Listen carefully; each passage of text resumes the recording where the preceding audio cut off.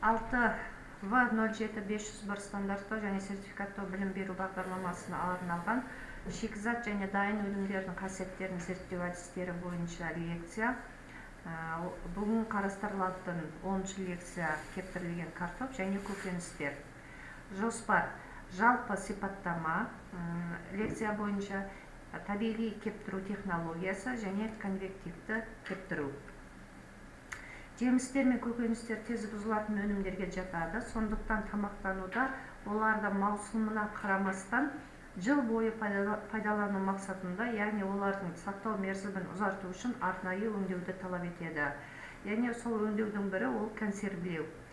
Жеміс және көкөністі өңдеумен жеміс көкөніс өнеркәсібі айналысады. Ол тағы да өзіне консерві, көкөніс кептіру салаларын, тез мұздатылған өнімдер өндірісін қоса қамтиды.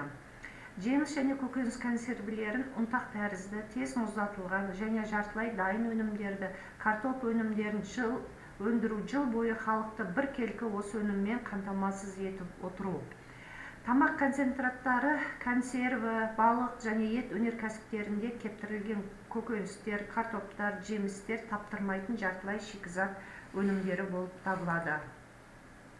Балғын жеміс және көкөніс құрамындағы судың мөлшері 75-90% болады.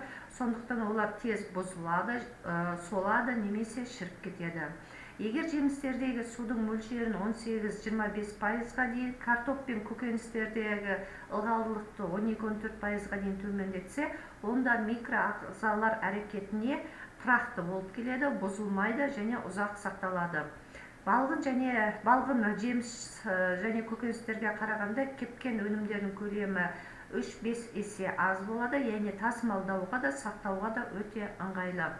Кепкен жеміс пен көкөністерді престеп брекеттегенде олардың көлемі айтарлықтай кішірейеді. Олардың салмағы мен көлемін кішірейту әсерінен тасымалдау және сақтау кезінде еңбек шығындары, ыдыстың, қоймалардың, транспорттық құралдардың тиімді пайдалану экономикасы байқалады. Шикізат сорттарын тиімді таңдау өндірісіндегі технологиялық процестерді және сақтауды дұрыс ұйымдастыру кезінде кептірілген көкөніс және жемістердің дәмі мен нәрлі құнарлығы жоғары деңгейде қалады. Ал еңбек шығындары мен кулинариялық өңдеуге кеткен уақыт шикі өнімдерді өңдеуге кеткен уақыттан өте төмен болады. Көкөніс кептіру өнеркәсібі келесідей тауар жиынтығынан шығарады. Кептірілген картоп, кептірілген көкөністер, соның ішінде сәбіз, пияз, ақтамыр сабақтары, дәмдеуіштер, қызылша, орам жапырақ, жасыл бұршақ, сарымсақ және тағы басқа. Құрғақ картоп езбесін, картоп крекерлер және картоптан жасалған басқа да өнімдер кіреді.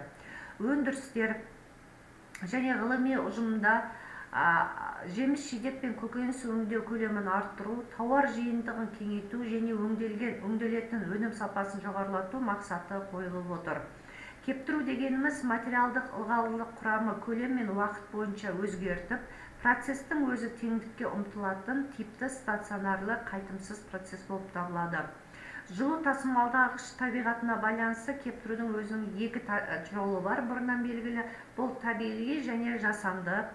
Табиғи кептіру технологиясы бұл арнайы сөрелерде, арнайы тақтайшаларда жеміс, жидек, жүзім болсын, өрік, алма, шие тағы басқаларын 1-2 апта, кейде 3 аптаға дейін 14-15-18%-ға дейін ылғалдылығын төмендету арқылы кептіруге болады.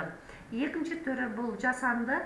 Жасанды кептіруде көбінесе конвективті кептіру әдісі қолданылады. Ол дегеніміз арнайы кептіргіш аппаратта ауа үрлеу арқылы, яғни ыстық ауа үрлеу арқылы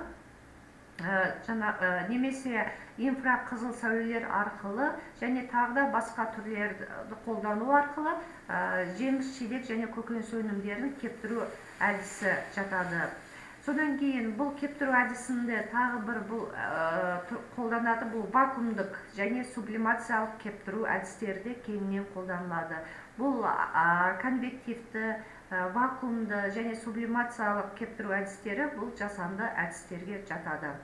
Кептирүүдүн эң көп тараган жана карапайым түрү жаңы атап өткендей конвективди.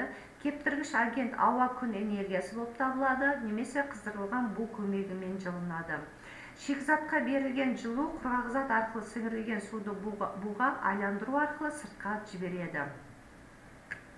Сиздердин назарларыңызга осы лекция боюнча адебиеттер тизими ұсынылып отыр.